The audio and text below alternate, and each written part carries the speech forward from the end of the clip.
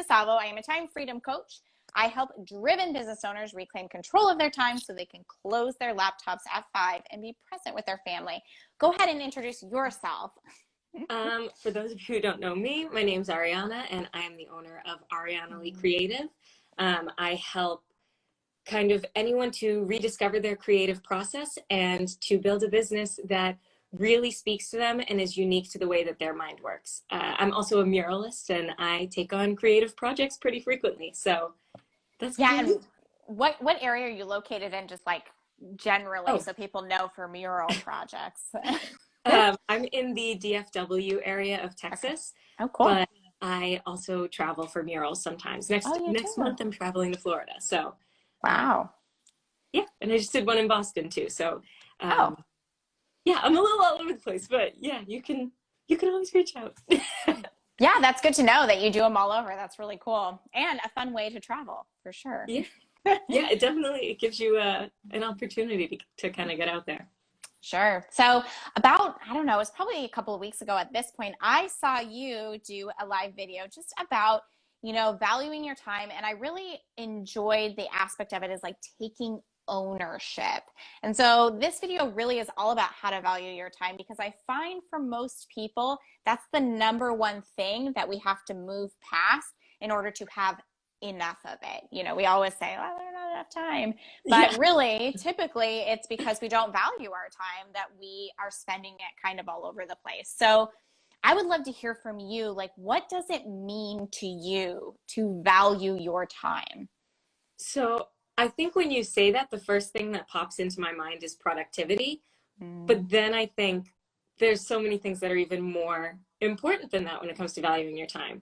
So there are two main things that kind of come up for me. And one is, in a business sense, valuing your time and valuing your worth when it comes to pricing, because a lot of the time people will underprice, and then you end up like scrambling and you don't consider your capacity to take on work and how much work you can take on versus how much money you need to survive and do the things you want and be comfortable. And so you end up undercharging, and then it makes you feel like you're not getting enough done and you're also not making enough money. But if you consider all of those aspects and how much it takes to run your business and the materials, as well as the time, as well as everything else, then you kind of are able to find that balance of a reasonable price that's also, a good enough price for you to live on. Because I think something people forget is that money is not the only form of currency. True.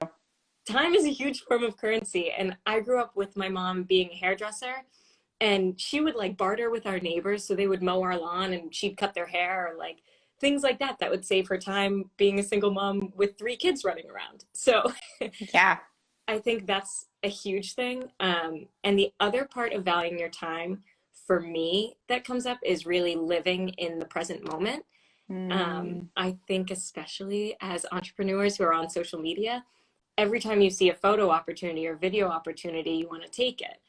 And I'm guilty of it. I every time, because I'm like, oh, content. But then yeah, so true. I'm like, I can use this. But then I've gotten into a habit of doing it and not touching it, not editing it, not posting it, and just putting my phone away and posting it when I'm on my work schedule, because I want to live in the present moment. And if I'm on top of the mountain and taking in the view, I want to also have a mental picture for myself and remember what the air smells like and who I was with, and really spend the time with the people that I'm with. And further from that, it's even making sure that you set aside time for other things so that you're not worrying about, oh my gosh, I have so much to do. How am I going to get everything done? And you're really just there in the present moment with the people that are there with you. I think that that's really an important part that I talk about a lot, but I haven't connected the two, that valuing your time, for one, it is currency. And I completely agree with you, and it's even like, I think, more valuable than money, because you can't get it back in the same way that you can money. You can always earn more money. You can do something to earn more money. And there are things you can do to make your time more productive or expand your time. But in terms of like, once it's gone, well, we don't have, plutonium and 1.21 gigawatts to get back in time. And so we have to be really present in the moment. And I think that that speaks Yeah. to expanding your time too.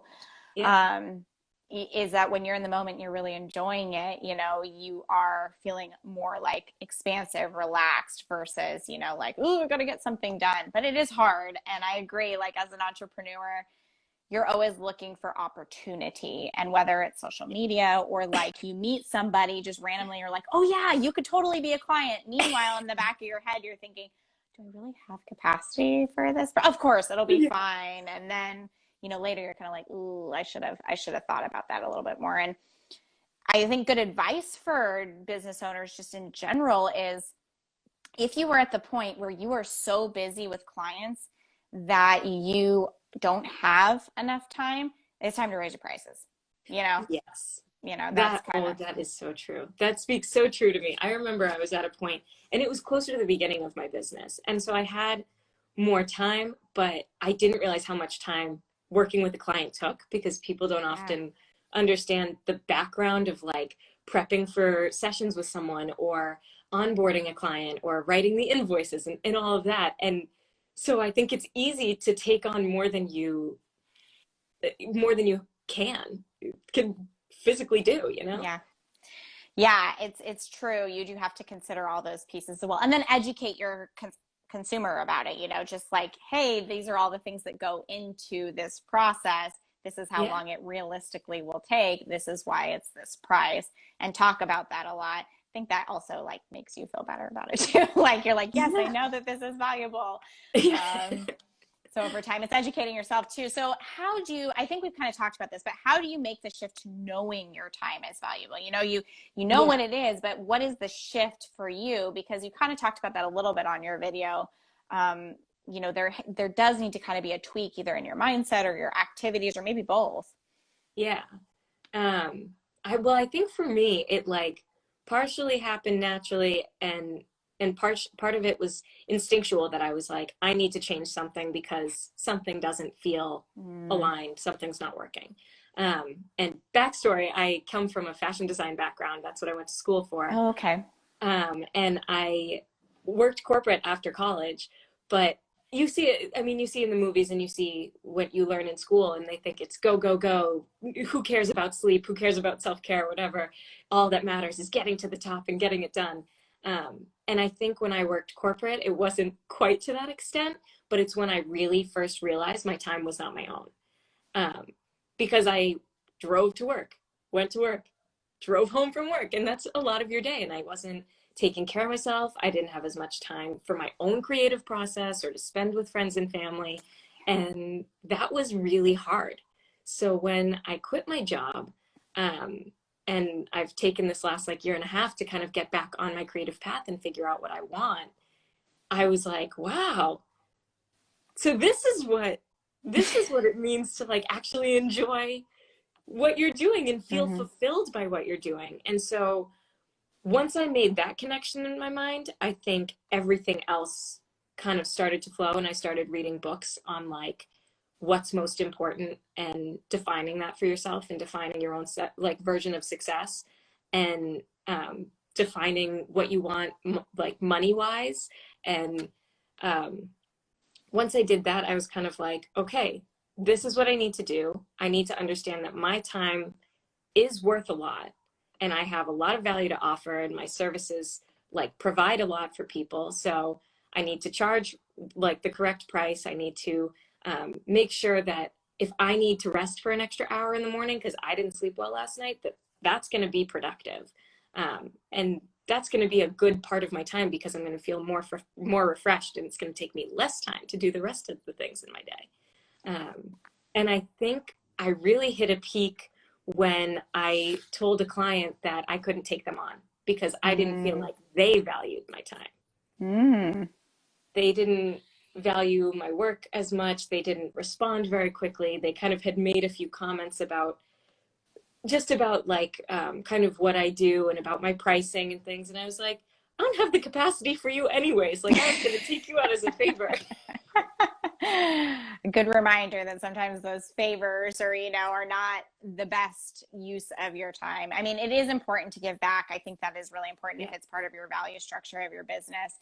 But a good indicator right there, like you said, you were noticing those signals ahead of time that Yeah. the client wasn't necessarily seeing the value of your time the way that you did. And before continuing to go down that path, you kind of were Yeah. like, oh, this probably isn't a good fit. And I think that that's really important. It's not just you valuing your time. When you value your time, other people will value your time because you'll put up Yeah. boundaries with those who don't. And so that really is where it starts, right? Us kind of Yeah. being like, yeah, I see where this is valuable, and therefore I'm going to communicate that to other people too with my actions, which I think is a spiral we get into sometimes, right? Where Yeah.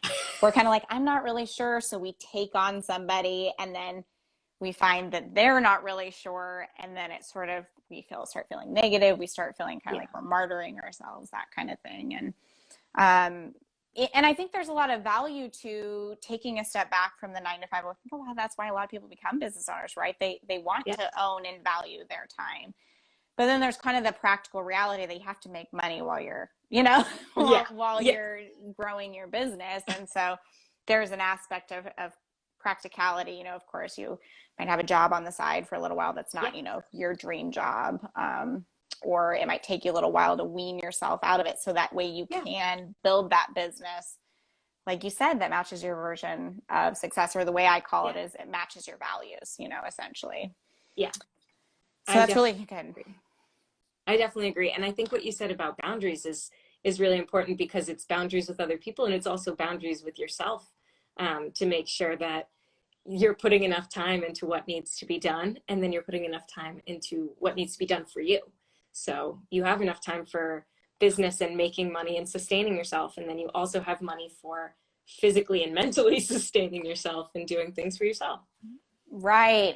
Boundaries with yourself. A lot of times we overlook that too. We kind of look at it out there, but so many times it really is just internal boundaries, like being at the point where like, I'm going to stop work for tonight, like you said, or I'm not going to start work yet because I didn't get enough sleep last night and Yeah. I need to take a nap, to kind of refuel myself, or I need to go get a snack, whatever it is. Yeah. A lot of Yeah. times, a lot of times I forget to eat lunch or something like that if I'm really into whatever I'm doing. So those Yeah. are good reminders that there are boundaries with yourself to put in. So, I mean, we kind of talked about this, but kind of going into it as business owners, we've talked about boundaries. We've talked about really looking at your capacity. Is there anything else you can think of for business owners that really will help them value their time better?